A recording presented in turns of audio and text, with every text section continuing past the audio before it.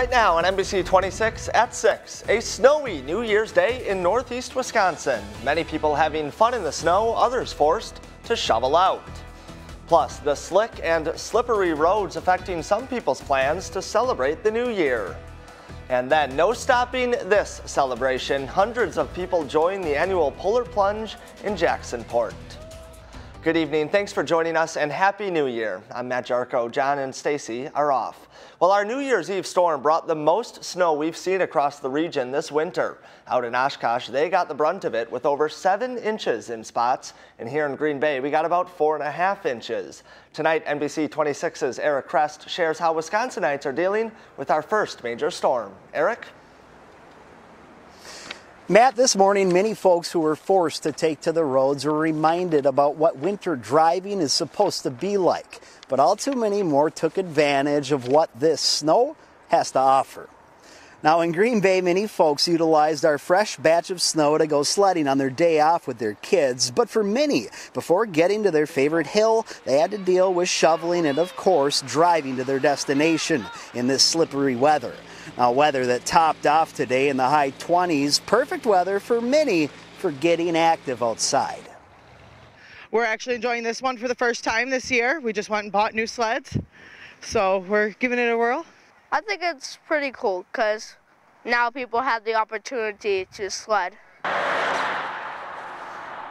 Now coming up in Gino's weather forecast in a minute, we're likely going to hear a little bit about a potential warm-up, which will likely be good news for all those folks who are wondering when that sun is going to have a bit more to offer. Keeping you connected in Ashwaubenon, I'm Eric Krest with NBC 26. Thanks, Eric. The Outagamie County Sheriff's Department is investigating 2 separate fatal crashes. The first happened around 1:30 p.m. yesterday on US 45 north of Wisconsin 15 outside the city of New London. A vehicle lost control and crossed the center line, hitting another car. A 39-year-old woman was pronounced dead at the scene. Then the second happened around 2 p.m. near County Trunk Highway EE in Freedom. A crash between a semi and a van killed a 68-year-old man. The semi-truck driver was uninjured, and both crashes remain under investigation. The snow and rain impacting some people's New Year celebration plans. Last night, drivers across the state dealing with the year's first major snow of the year, causing many slippery and slick conditions. Driving experts say when dealing with these types of conditions and black ice, you need to remember a few things. Have your headlights on, increase following distance, and keep your speed down. Everybody has places to go. Please take your time. And remember to always wear your seatbelt, as well as stay off the roads when conditions do get too bad. So the winter storm certainly caused some problems for us, but it looks like it's kind of passed through now. And Gino, that left us with a pretty dry day, but a cool one as well. Yeah, that's right. Our temperatures yesterday got right around freezing, 32, and today a few degrees cooler in the upper 20s, but even colder up towards the Northwoods and up into only the upper teens. Still, technically speaking, above average, where our average high is 25, so just 1 degree, starting off the new year on a warmer note, especially considering last year on the 1st of January, we had a high of 1 and an overnight low temperature of -11. So a complete different story to kick off this year. Pretty quiet right now in terms of any active system. Obviously yesterday it was a bit of a headache for a lot of us. Today, not so much, just a little bit of cloud cover, but those clouds should start to clear overnight tonight, and that will allow those temperatures to drop down into the single digits. And tomorrow a little bit better, but a chance of some snow. I'll talk about that in the forecast. All right, thanks, Gino. The partial government shutdown is now in its 11th day, and the government is facing a lawsuit filed by federal employees now forced to work without pay. About 420,000 workers are not getting paychecks despite reporting to work. The American Federation of Government Employees Union says that violates the Federal Labor Standards Act. So far, there's no comment from the White House. The House plans to vote on a funding bill to reopen the government when Democrats take control of the chamber tomorrow. The plan consists of 2 bills. The first would fully fund agencies like the Interior Department and the IRS for the year. The second would extend Homeland Security funding at current levels through February 8th. It includes $1.3 billion for fencing, but no funding for the president's border wall. Governor Scott Walker says he plans to give speeches across the country when he leaves office. Walker says he'll advocate for conservative issues like returning power to the states and tax reform. The governor also says he will work to re-elect President Donald Trump. Walker leaves office Monday. In consumer news, Wall Street investors are happy to see 2018 come to an end. That's because the extremely volatile year was the worst stocks have seen in a decade. The Dow fell 5.6%, the S&P 500 was down 6.2%, and the Nasdaq lost 4%.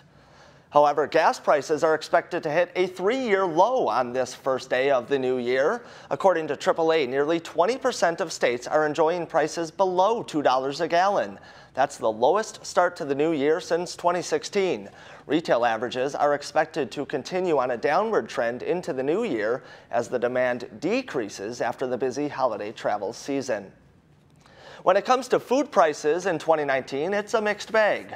According to the U.S. Department of Agriculture, consumers may see a rise in some grocery items, but the good news is that some food categories are expected to drop in price. The USDA says pork, eggs, fats and oils, and non-alcoholic beverages could see lower prices this year.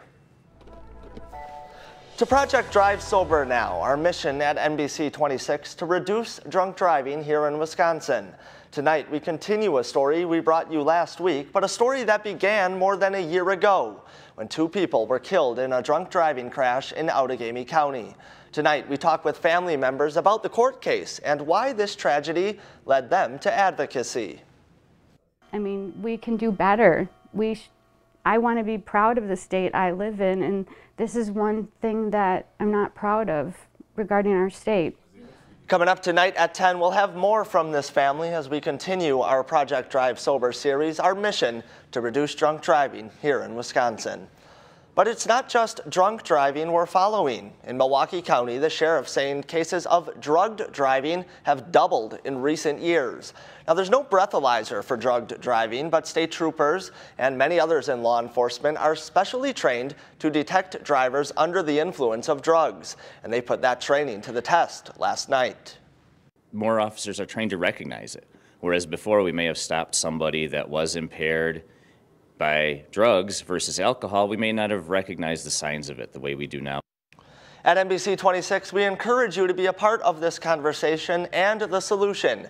If you have a story to share or a question to ask, email us at drivesober@NBC26.com or call us at 866-WI-SOBER. Coming up on NBC 26 at 6, Taking the Plunge. Hundreds of people get an adrenaline rush right into 2019.